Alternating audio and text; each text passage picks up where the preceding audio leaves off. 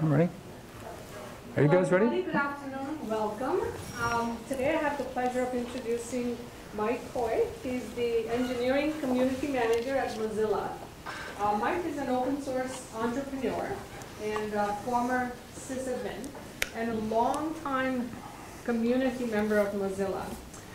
His current venture is has built a suite of software and Thunderbird customization and deployment tools for the enterprise users.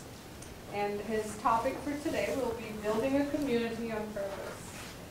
Please join me in welcoming Mike.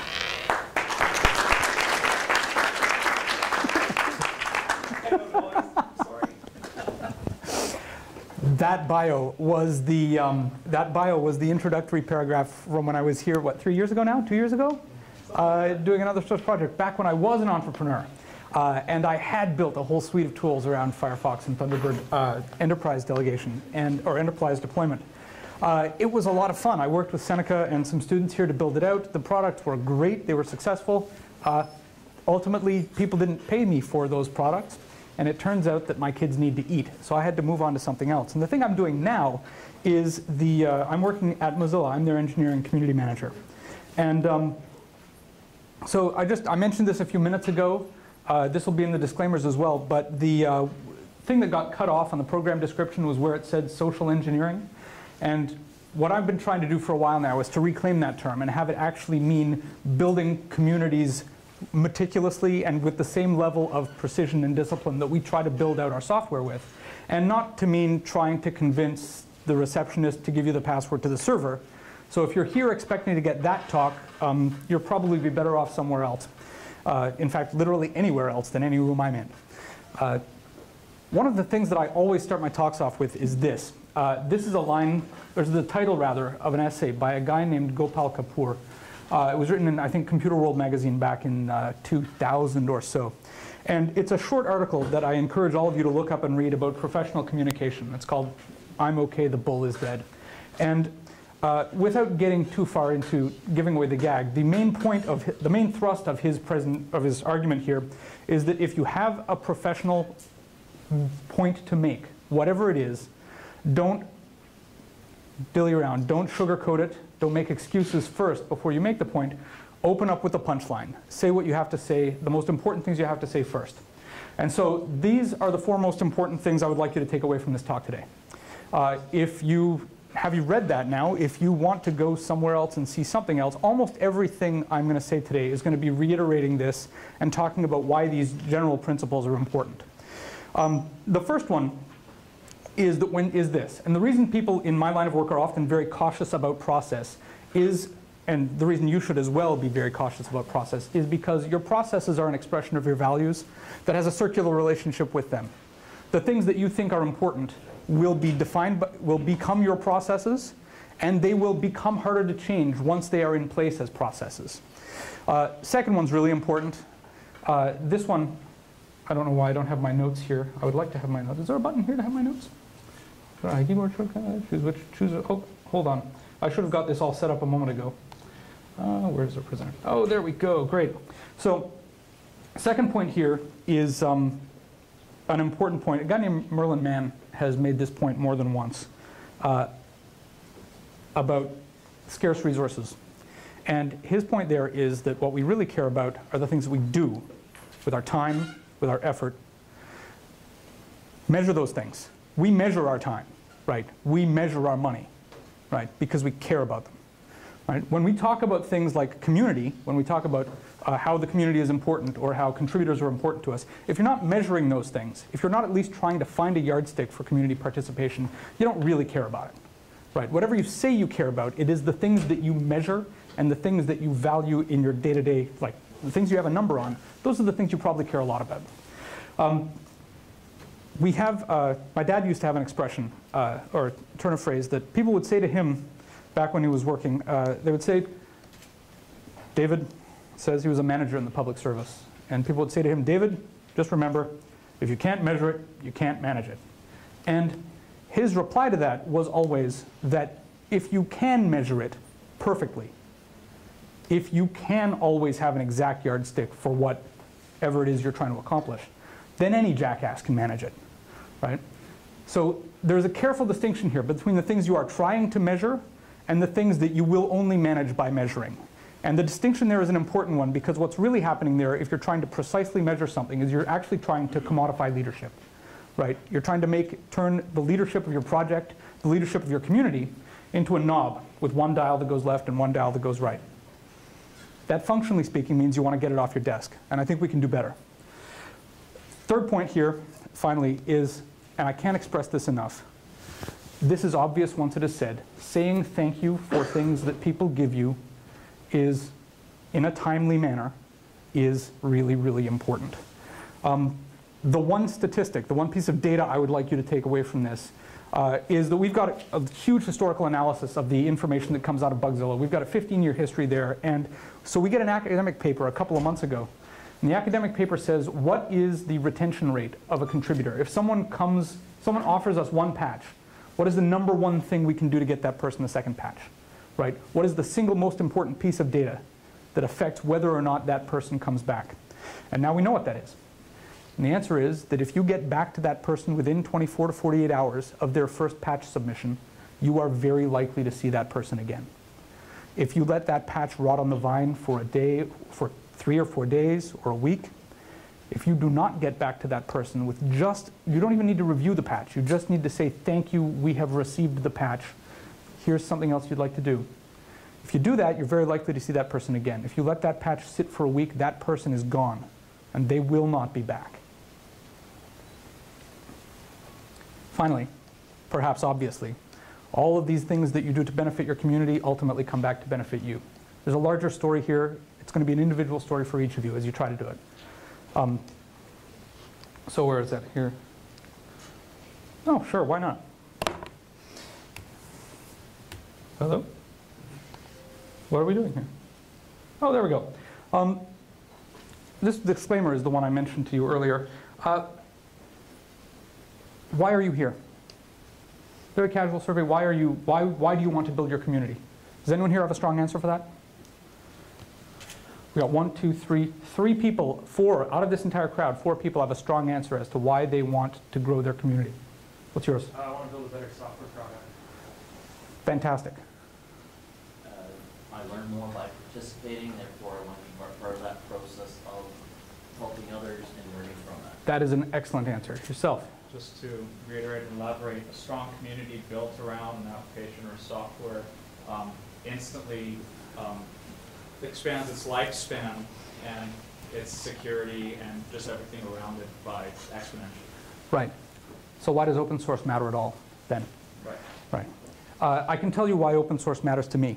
And it's not just around the software. The reason that open source and the ability to foster participation in open source really matters to me is because a lot of the decisions in our lives now are getting made, more and more decisions I should say every day, are getting made by software. Software that is not written by us, software that is installed, put somewhere, delegated in large and small ways. These are decisions that shape how we spend our day, whether they're traffic signals or, God help us, voting machines. Or anything else. And unless we can actually look into and see what is going on in that software, then fundamental issues of human justice and, well, democracy and justice and general human fairness and kindness are being ignored and swept over the rug, or swept under the rug. Who sweeps things over a rug? Nobody does that. So that's why those things are important to me. And if I'm going to build the future I want out of software, that means I need everyone's help to do it. This is who I am. My name is Mike Hoye. I'm the engineering community manager at Mozilla. I've been there for a little over a year and a half now. I'd like to tell you a little bit about myself, but we just don't have time for that. So let's talk about this. This is the actual name of the talk, which we have apparently hit the ground running. And it's a really, really interesting space to be in, certainly for me. Because what is one of the, you have a problem, you have an open source problem, you have an issue you want to figure out. What is the first question that you want to ask yourself when you are dealing with a problem in open source software? Who's running this? Whose fault is this? Right. Get blame. That's why we have get blame. Whose fault is this? Close. That would be a good guess. Where's the software? Usually my first question is, when I'm trying to build something new, pardon me, did you? I was going to say, how many people is it impacting? Right, right. How many people have this, how many other people, yes? Why are you building it? Oh, that's a good question. That's a good question. I had only intended this to be a more narrow focus, like if I run into an error or something, or I'm trying to build something new. First question that I often have is, oh, pardon me at the back. I was going to say, didn't you ask if somebody else is facing a similar problem? That's where I'm going. Am I the first person to have this problem? Perfect. Thank you. Because, and this is the reason we're all pasting our error messages into Google right now and ending up at Stack Overflow. It's because this is where people go. It's, oh, you know, almost, when people say read the code, almost nobody reads the code anymore. What I actually want to do is fix the problem. So, when we're talking about social engineering, when we are talking about community management, when we're talking about community engagement, particularly around open source, there are a ton of research, ton of papers about this, tons and tons of research around what works and what doesn't. Nobody reads them. Nobody reads them because my argument, among other reasons, is that there's a language barrier there between academia and the outside world where a lot of these things are practiced. Papers that are written at the PhD level tend to be pretty opaque and not boiled down into a language that normal mortals can understand. One of the things that I've got to go make a presentation in a few weeks to an academic conference, and one of the things I'm going to ask them to do is, listen, I've got the, I've got the paper, and then I've got the abstract here, but I need the tweet and the blog post. I need you guys back here so we can actually understand what you're talking about. Because tons of people have figured out what are the barriers to participation, what causes people to leave communities. And the combination of the fact that it's in an opaque language and that it's behind an academic firewall at like 20 bucks a paper, if you want to buy it and you're not an IEEE member.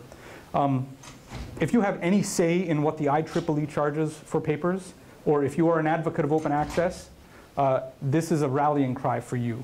Please, please publish your papers in open access so that humans can have them. If I want to do a research project around this stuff, it would cost me easily $1,000 just to look through papers to figure out if there was anything in there worthwhile. That is absolutely untenable for anybody who is not outside who is on the outside of that firewall. The upshot of that, in the absence of knowledge, we know what happens, right? In the absence of real information and real data, I like to turn around every now and then just to make sure that the thing on my screen is actually what's up there and not something horribly embarrassing. In the absence of real numbers and real data about what works and what doesn't, mythologies spring up. People make up stories about the stuff that they saw and the stuff that they kind of had an impression on. And stories are powerful, right? Stories are things that get into people's heads and stay there. And unless you take the time to dig into the facts underneath these stories and investigate them, oftentimes you'll go with the story instead of going with making that extra step to go find the data. So let's talk about some stories we tell each other. That one at the top there is killing us. It is murdering free software, that idea, right? You see this all the time, and it's a disaster, right? Number 2, do many eyes make bugs shallow? How many of you think that that is the case? Many eyes make bugs shallow. One hand. Okay, how many eyes? The more the better. No. It turns out that your diminishing returns on code review, certainly person-to-person code review, you start to hit diminishing returns after 3 sets of eyes, right? After 4 and 5 sets of eyes, everyone's wasting their time. And that is assuming that those are domain-specific set of eyes with a local technical understanding, right? Code review stops being, code review in a formal setting is does measurably not discover additional bugs after the 3rd person, well, 3.5th person or thereabouts looks at the code. Having a half a person look at the code, also very ineffective.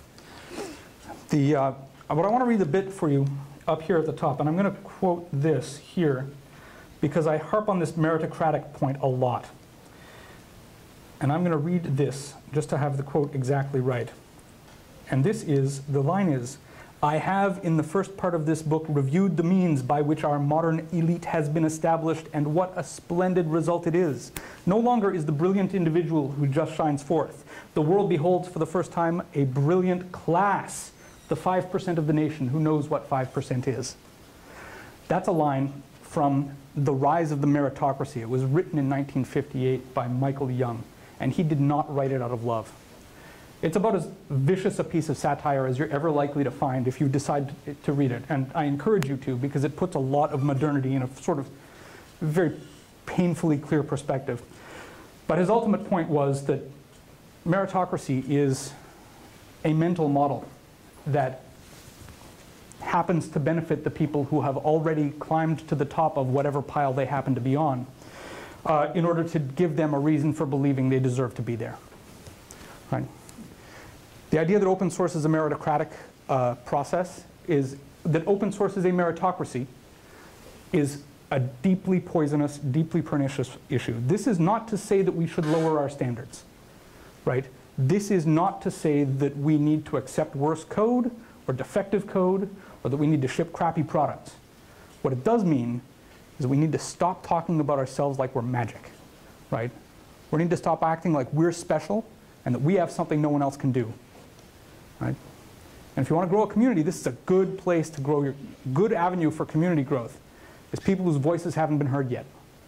There's a lot of people in the world who care intensely about having their voice heard and want to express that through software and through participation in the open source process, which is a lot larger than software. And just as an example of this that may have affected you, this is one of my personal greatest hits. Everyone knows why we start counting at 0, right? Oh, so you all know it's a trap now. Right.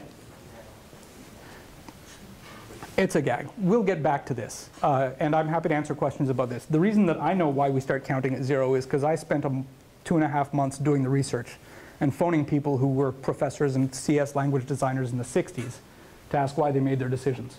As far as I know, I'm the only person who's ever done that. And I'll tell you the punchline later, in violation of my original thesis at the beginning of this. So when we're talking about building software, what are the basics? The absolute most basics. What is the stuff that we have to have as a process in order to make software? Get a hands? A computer? No, above and beyond the hardware stage. Like we're sitting in front of a computer, we've got a project. What are the things we need? I think there are 3 of them. Pardon me? Tools to write the code? Okay, that's tools for writing a program, but I'm talking about the larger project is what I had meant to do there. Yeah. Definition of the project? Definition of the project, sir? Like source control, Source control is a good one. Yep. A need. A software requirement for the project. Yeah, an actual need for the project. Yes, sir, in the back. Workflow? Workflow? That's pretty nebulous. That can mean a bunch of different things. Yourself? Leadership? Leadership?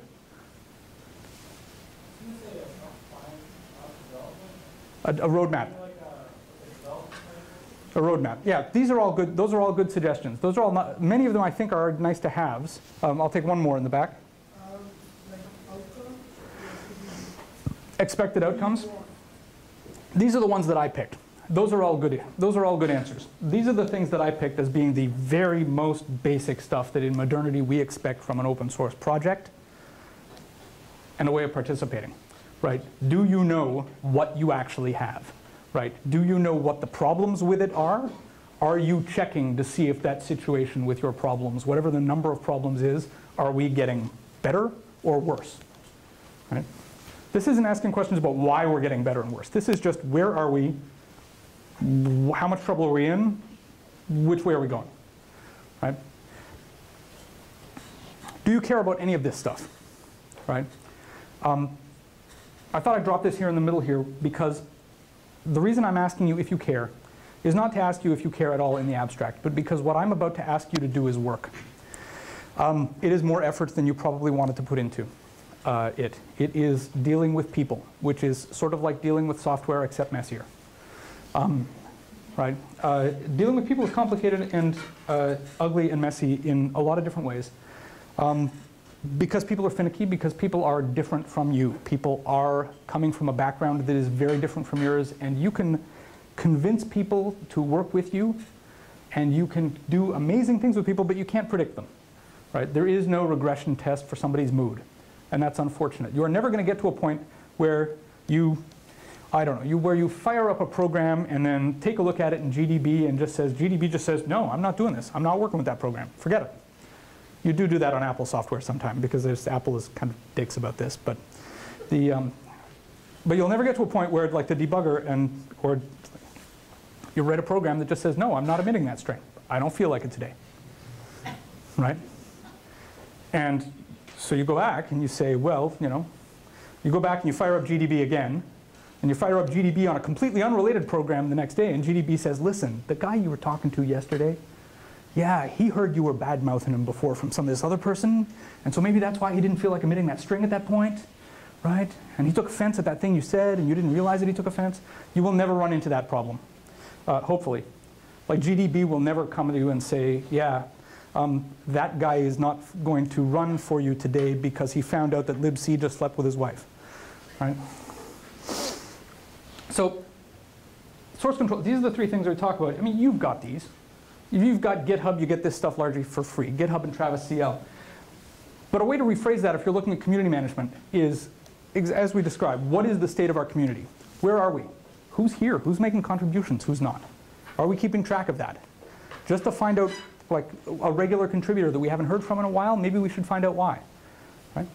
What problems does our community have? Is this person who left, did they leave because life happened? Did they leave because they had a kid, or they got hit by a bus, or did they leave because someone else in the community was horribly abusive to them?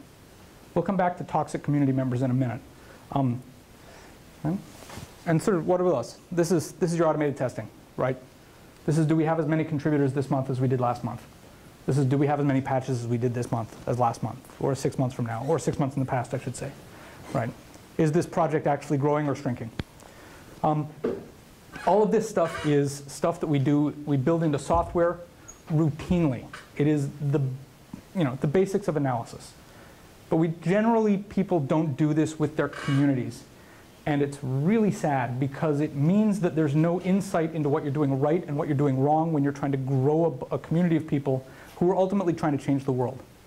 Right? When I talk about doing the reading about a history of activist movements will serve you very well in this space. Any group of people who has tried to enact policy change in the world and has written about it. The tumultuous times of the 60s and 70s, right? What has been proven effective about the civil rights movement, right? What did Martin Luther King do, not just in his large speeches, but in like the day-to-day grunt work of getting people organized, right? All of these things are sort of well documented outside of our sphere. We know what works and what doesn't outside of our sphere, and a lot of those lessons carry over. Not all of them, but we have this glorious medium where our history is recorded for us in very, very fine detail with mailing lists and commit logs. And we can go back and learn from things in a very granular way. If we decide to do the research, we can go back and learn from things to that degree if we're willing to actually look for it. Your community is going to be a garden. I mean, it's trite to say so. The community around your project is going to be a garden, and something is going to grow there whether you are paying attention to it or not, whether that is what you want or not. Right? And you can either leave that be and have it happen, and sometimes that's great. Sometimes that is what you want. But just be clear about what you do want and what actions you have to take to get there. A couple of things that are worth thinking about there in terms of strategies, in terms of actual things you can do day to day. In broad categories, I've broken them up here into micro and macro, like microeconomics, right? And macroeconomics, there is the day-to-day small single interaction stuff that you can do as a practice that has, this has a positive outcome, that doesn't have a positive outcome. Someone has measured this and found out that it works. Someone has done that and found out that it's terrible and you should never do it. And the other part of it is the macro stuff, the big picture accessible policy or policy work, things that are big picture changes that have a big picture effect on the outcomes of your project, successful or no. So let's see. All right. Does anyone have any questions at this point? I'm cranking through this stuff pretty quick, or maybe I'm not cranking through anything very quick. I'm just talking a lot, and it sounds like I'm talking. So, what's that? What title of the book you said, The Rise of Meritocracy? Yeah, Rise of the Meritocracy. Michael Young. I'll throw it up there. Michael Young spelled Michael Young. is a British author from back in the day. When I say back in the day, it's like 1958. From back in the day, 18 years before I was born, you know how it was. And these things fall into three sort of basic categories, the approaches that I want to mention here. They're, it's a nice way of thinking about it. In terms of categories, this is not a bad way of breaking it down. This is not prescriptive here. This is just a framework that I have found helpful. And that is, in the broad strokes, this is how do I get involved? How do I get involved in your community? Or what do I have to do, I should say, before getting involved? That's your accessibility point here. Engagement, how do I actually stay involved in the community? What do I commit to this? What do I do for this project? And retention is what can I do to keep people around, right? Toxic contributors come up a lot here. There's a book out a couple of years ago whose author, I always forget the name, who wrote something called the No Assholes Rule. And the No Assholes Rule is don't work with assholes. And I encourage you, the book is much larger than that. The book is full of anecdotes about toxic workplaces and toxic environments where someone was allowed to get away with being a jerk forever. And as a result of it, morale and ultimately the professional environment fall apart. It doesn't take much to not be a jerk. It goes an awfully long way. On the subject of not being a jerk, you may have seen this phrase, patches accepted, when someone is talking about when you go to someone with a challenge or challenge you're facing in their project. You go to someone and say, I'm having a problem doing this. I'm having a problem with this processor. It doesn't compile on my machine. There's this thing that I think is a bug, and so on. And the person gets back to you, hey, the repository is right over there. Patches accepted. Right. We all okay with profanity here?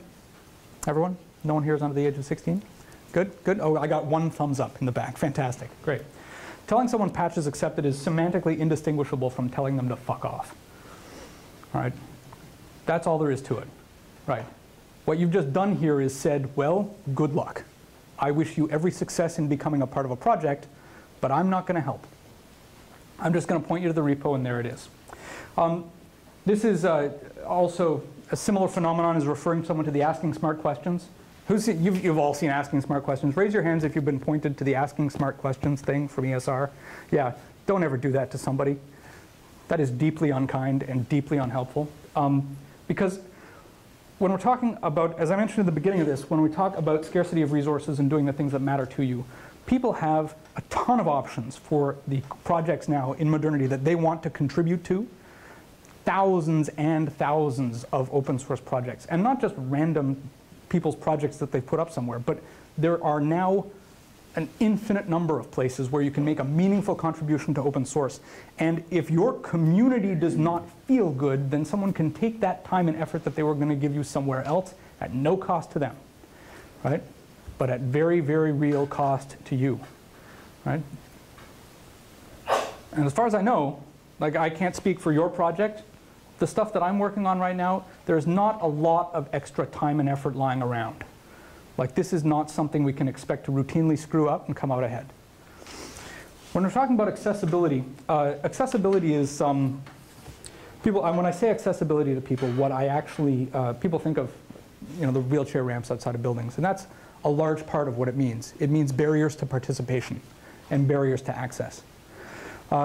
We spend a lot of time working on this. Like, wow, and the question I want you to ask about your own projects is someone comes in, a new person who wants to make a new contribution, how much work do they need to do before they can do the thing they want, right? What is in front of them if they want to make a one-line if they want to commit a one-line change to your project or add a language?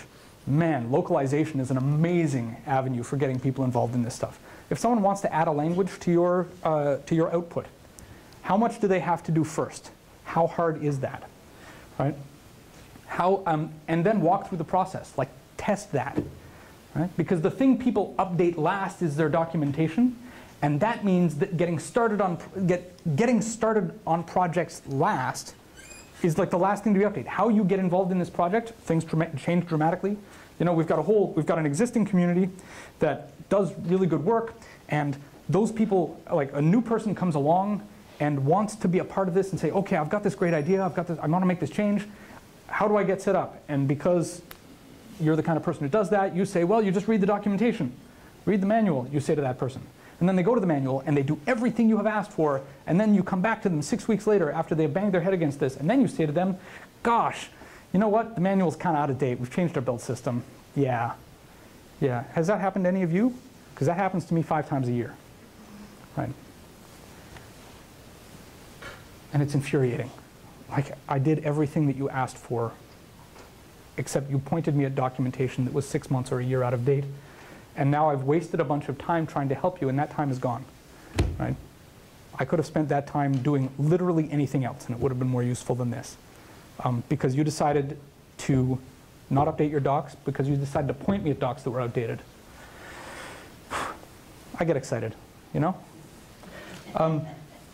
One of my colleagues, a guy named Greg Zork, has done heroic work on Unix systems now as far as Mozilla's install goes.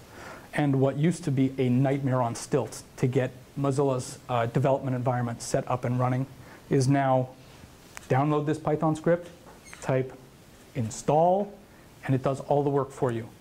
What that has done for our organization is miraculous, not just in terms of community accessibility, not just in terms of getting this huge amount of cognitive load out of the way for people who want to get involved.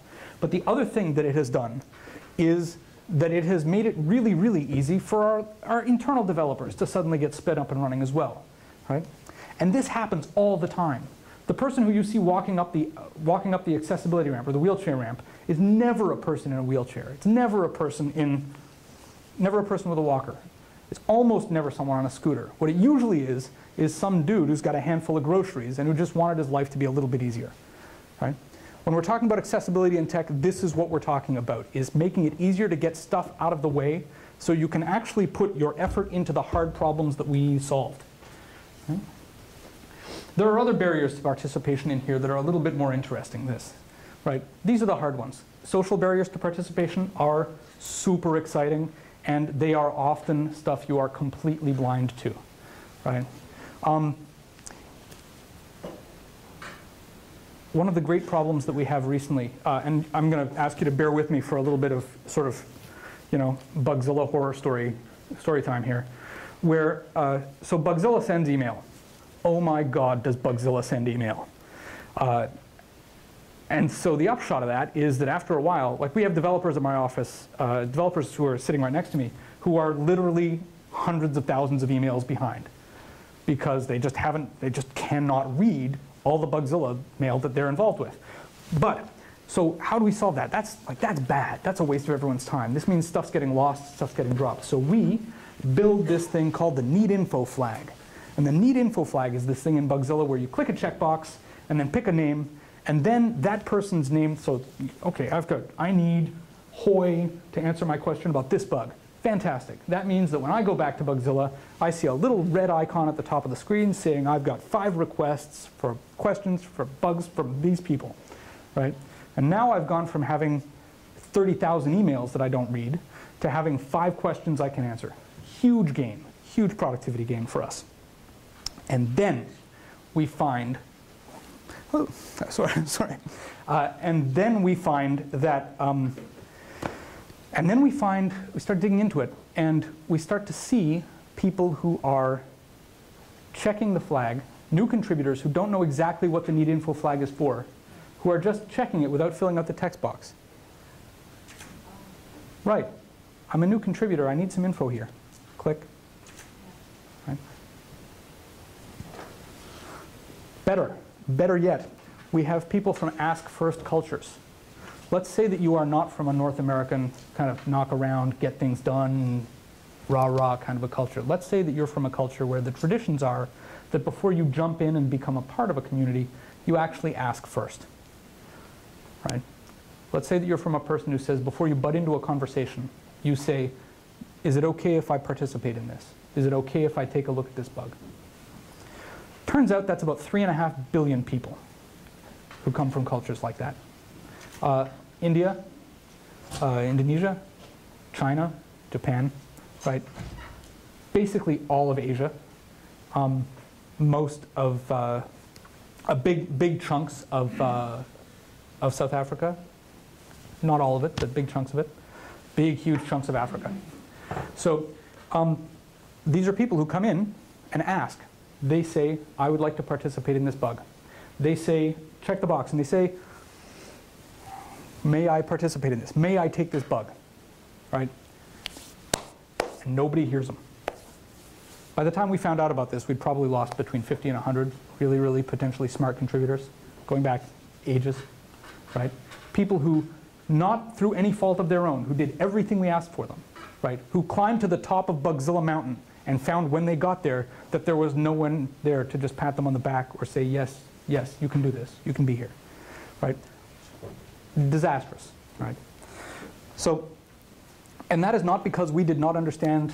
That was a combination of two things. It was a combination of a technology change that we made in order to be able to manage our issue tracking correctly, and the fact that we did not understand how people who do not share our values, our culture, would use that feature accidentally. I've got a picture here that I forgot to put in, but I'm going to come back to it. Remind me at the end of it to talk about the difference between design and UX. It's quite a thing.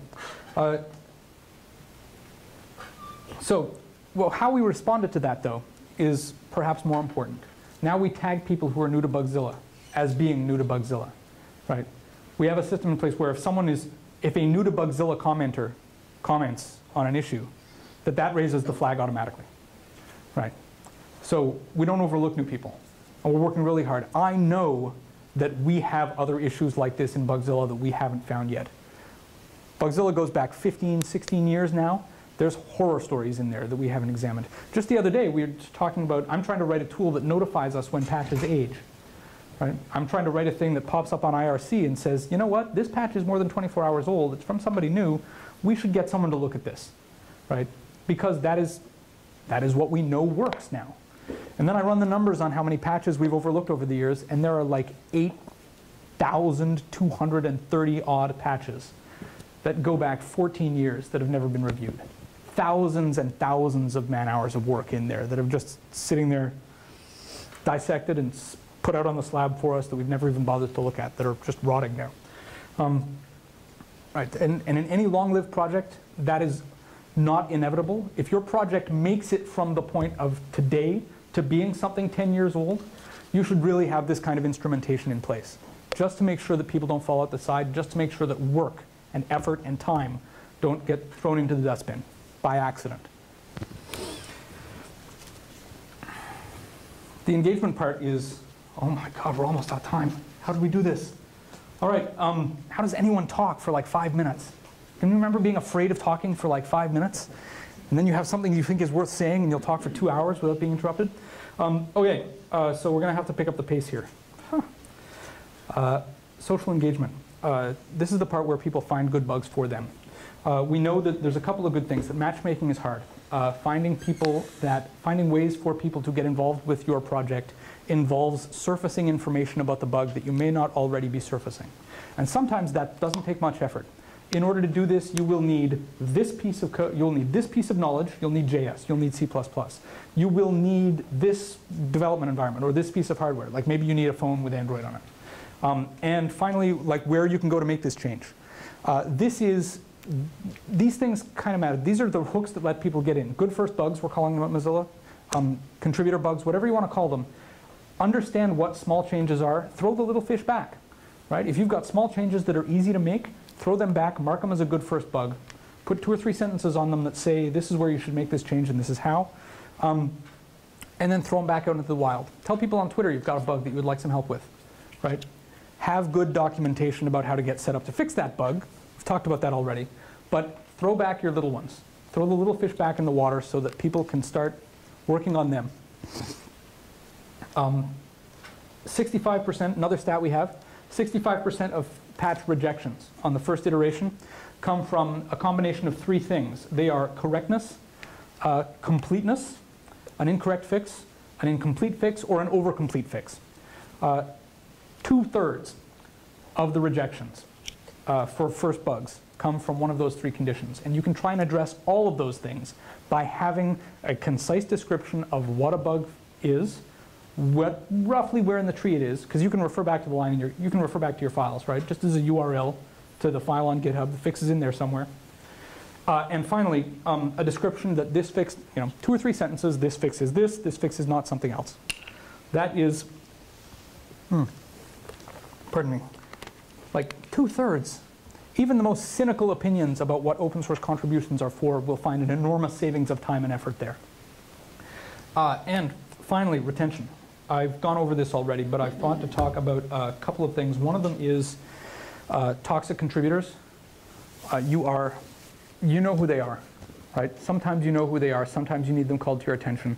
Someone who makes other people's lives miserable in an issue tracker, in a mailing list, cut them off and get them out of your project. Because a single toxic contributor can poison the well for an entire community, make it very hard to participate effectively. I'm going to talk in a few minutes about community engagement at the conference level, having a code of conduct at a conference level and why that matters.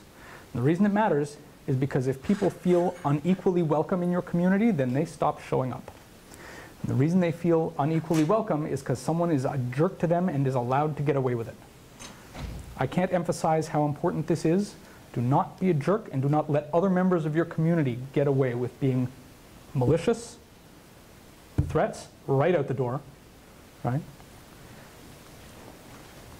The long tail of people's involvement there, we know that the drop-off between the first and second contributor is pretty fierce.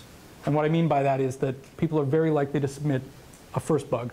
They're not so likely to commit a second bug. But we know that if we can get people all the way to 5, after somebody has submitted that 5th patch, we're very likely to get a 6th patch from them. We're very likely to get a 2nd patch or a 7th patch from them.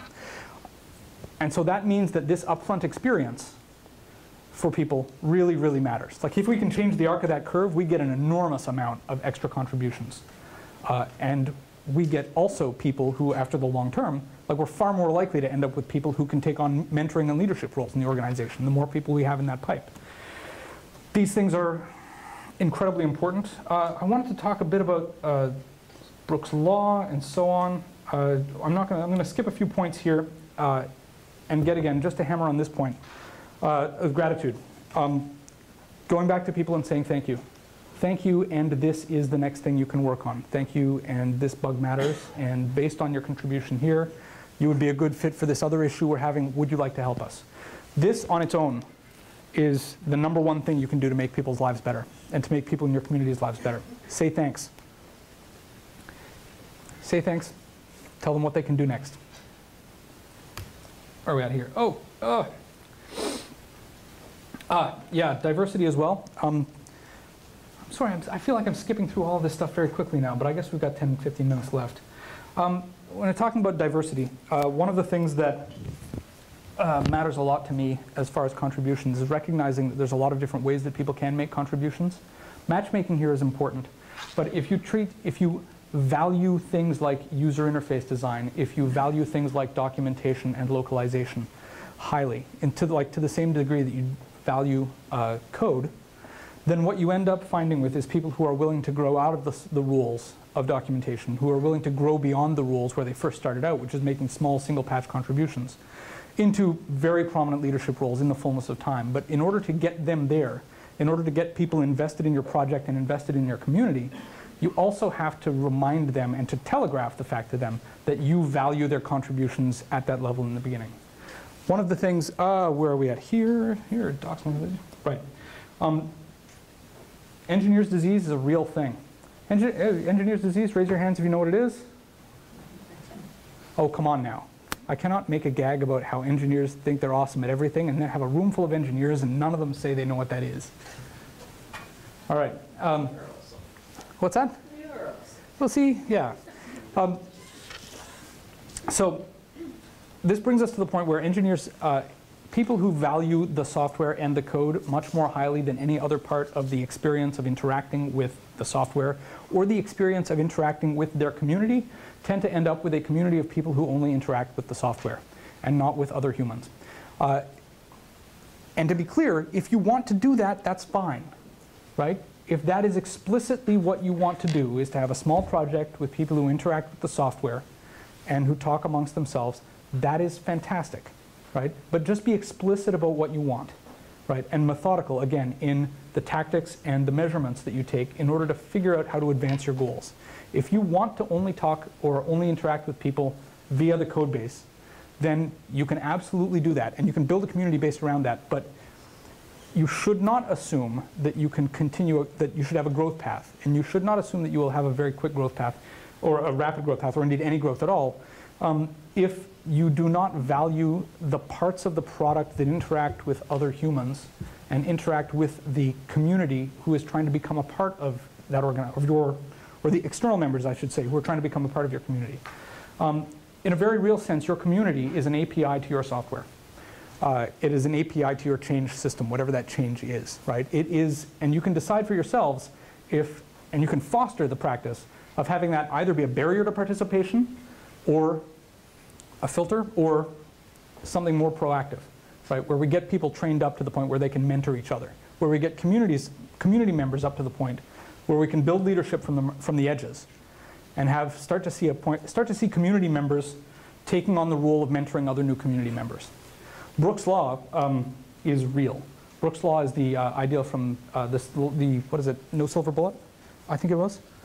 No, the Mythical Man Month. That's it, Mythical Man Month, pardon me, where he argued that, he argued successfully that adding engineers to a project makes the project later, right?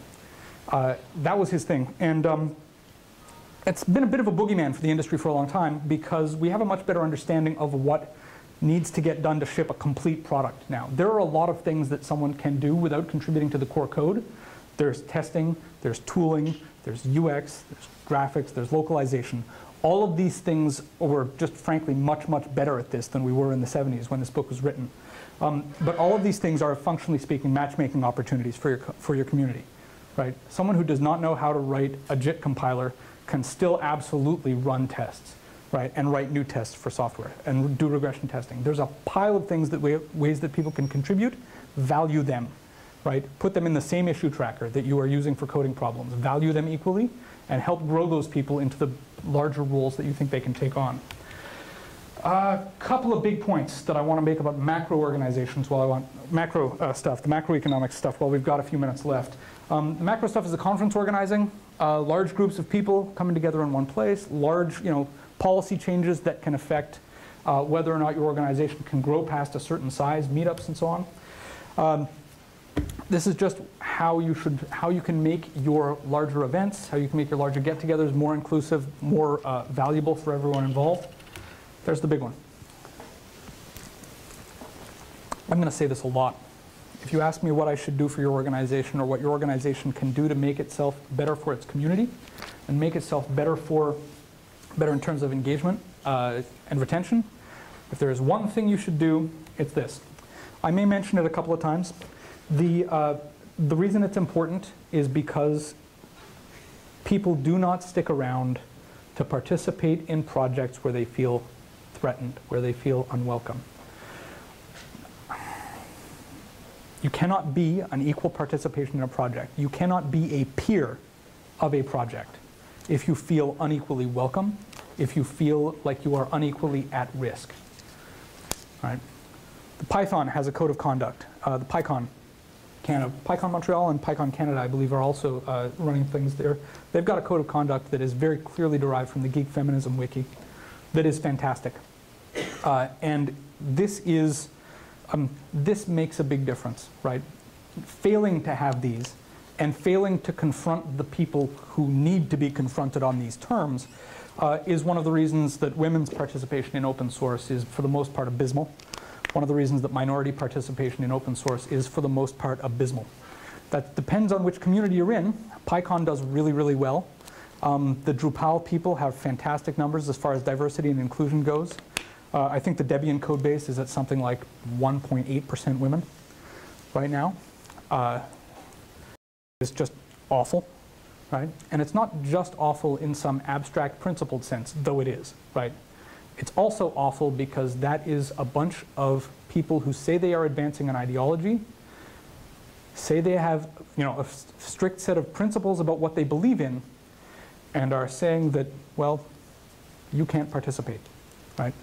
They are throwing, they're essentially throwing a whole bunch of potential contributors, and real contributors, frankly, because the abandonment rate there is fierce.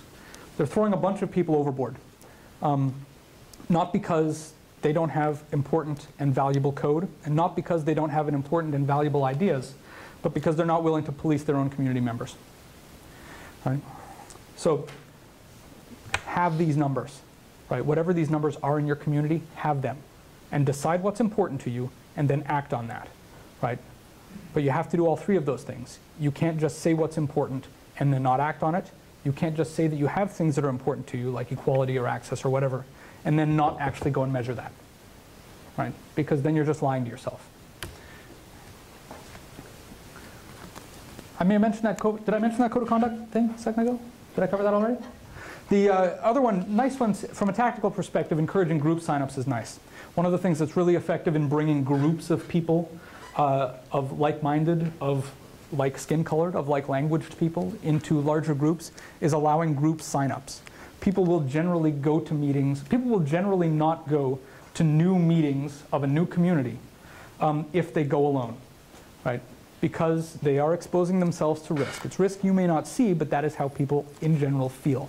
One of the things you can do about that is offer a discount for group signups.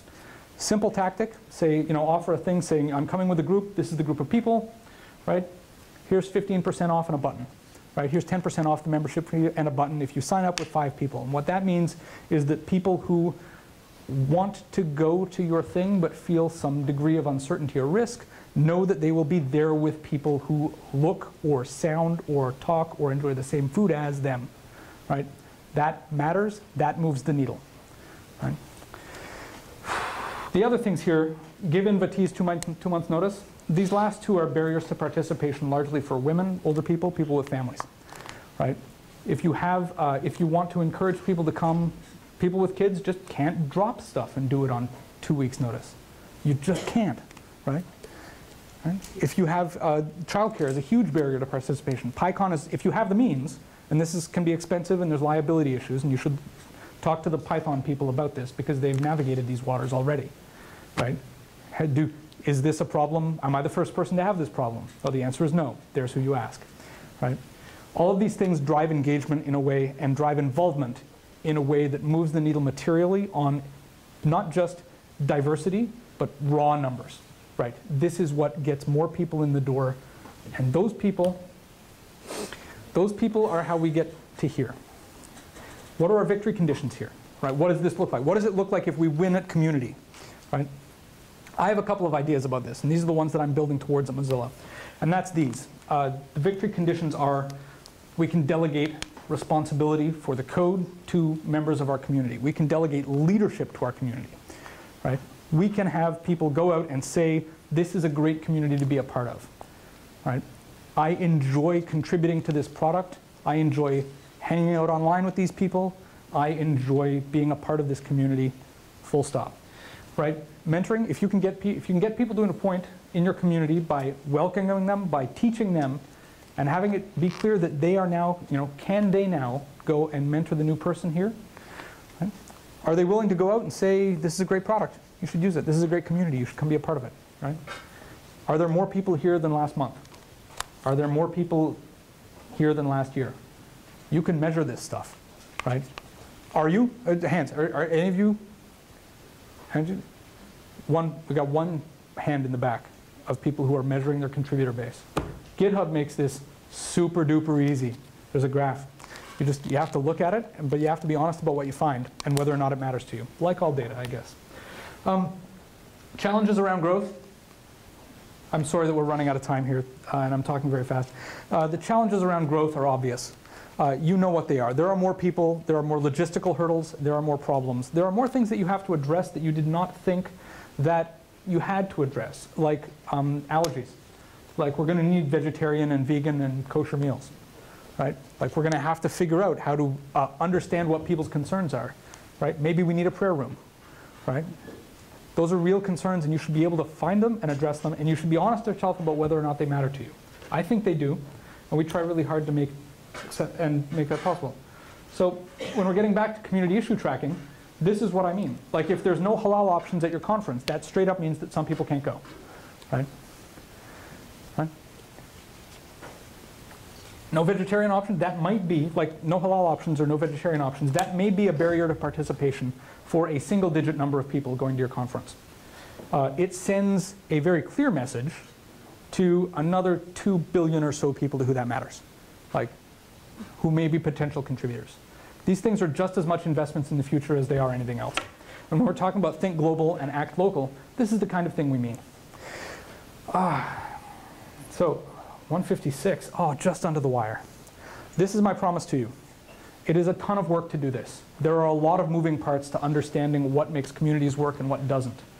It is not easy, it is hard, and failure is often awful. Like it is embarrassing and it is unintentional as frequently as not.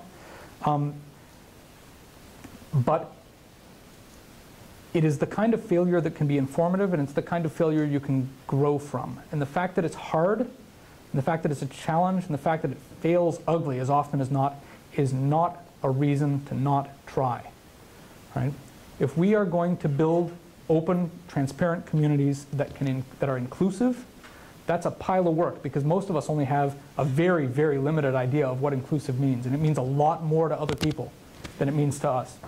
Certainly, being a white dude, my idea of inclusive is very, very different, right, than a middle-aged woman, mother of 5, someone who has specific dietary requirements or allergies, historically marginalized, anybody, right? If I'm not willing to listen to other people and to believe what they say when they say they have requirements for a space, whether that is safety or whether that is religion or whether that is dietary.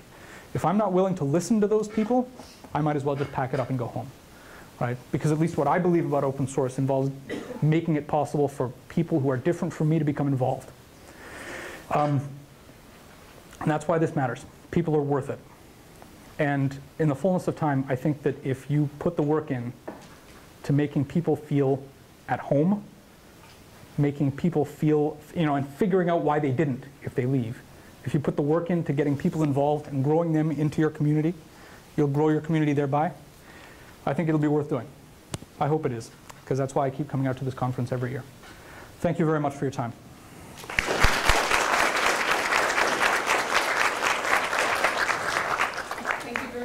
For that very passionate delivery of your thoughts on community building, and a small token of appreciation. Thank you. While we're still here, does anyone have any questions? Big questions, little questions, specific ones, abstract philosophical ones? Pardon me. Oh, right. Where are you here? What's that? I wonder, what do I have to do? Oh, wait, here we go. Yes.